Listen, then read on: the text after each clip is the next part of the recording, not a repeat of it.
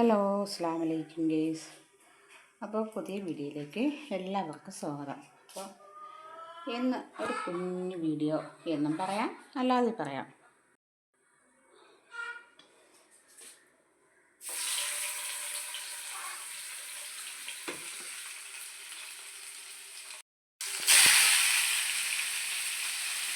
അപ്പോൾ ചിക്കനെല്ലാം ഞാൻ നല്ലതുപോലെ ഒന്ന് പൊരിച്ചെടുക്കാനായിട്ടാണ് ഇന്നത്തെ പ്ലാനിങ്. അപ്പോൾ ഞാൻ പകുതി വേവിച്ചാണ് സാധാരണ ചിക്കൻ തലശ്ശേരിക്കൊക്കെ ഞാൻ ബിരിയാണി തയ്യാറാക്കുന്നത്. അപ്പോൾ ഇന്ന് ഞാൻ തിരിച്ച് ചെയ്യാമെന്നുള്ള ചിരിച്ചേക്കാണ്.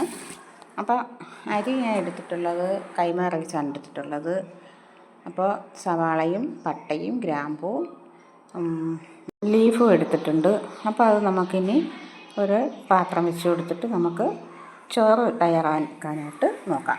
അപ്പം അതിന് വേണ്ടി ഞാൻ വെളിച്ചെണ്ണയും നെയ്യും ആഡ് ചെയ്ത് കൊടുത്തിട്ടുണ്ട്. അതിലോട്ട് സവാളയും പട്ടയെല്ലാം ആഡ് ചെയ്ത് കൊടുത്തിട്ടുണ്ട്. അത് ശകലം നമുക്കിന്ന് മൂത്ത് വന്നിട്ട് ഞാൻ റൈസ് അവിടെ കഴുകി വൃത്തിയാക്കി വെച്ചിട്ടുണ്ട്.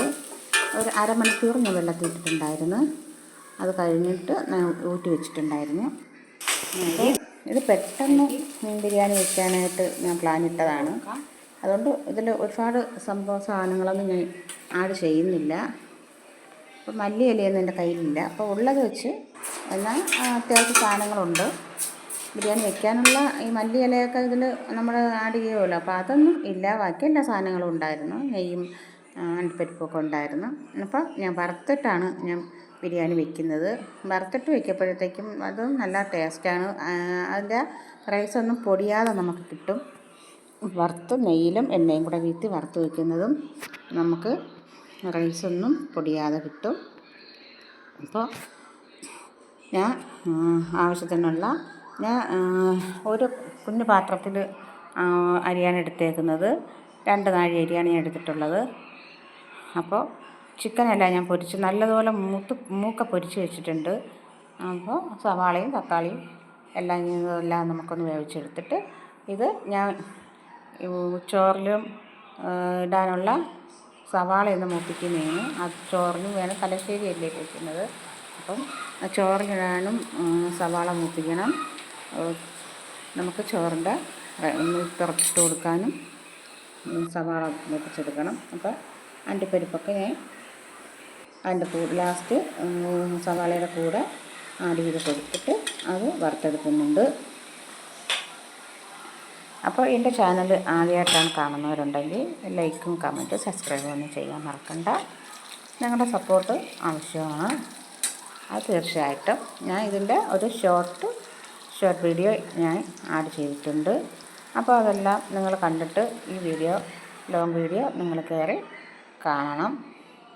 അപ്പോൾ മഞ്ഞൾപ്പൊടി, കുരുമുളക്, പെരുംജീരകപ്പൊടി ഞാൻ ആഡ് ചെയ്ത് കൊടുത്തിട്ടുണ്ട്. സവാള ഞാൻ ഒന്ന് കുക്കറിൽ വെച്ച് 2 വിസിൽ കേൾപ്പിച്ചെടുത്താണ്. അപ്പോൾ ഉള്ളി നല്ലതുപോലെ അങ്ങ് തക്കാളിയും കൂടെ ഇട്ട് നല്ലതുപോലെ അങ്ങ് പാടും ഉപ്പും കൂടെ ഇട്ട് മഞ്ഞൾപ്പൊടിയും കൂടെ ഇട്ട് ഞാൻ 2 വിസിൽ കേൾപ്പിച്ചെടുത്തതാണ്.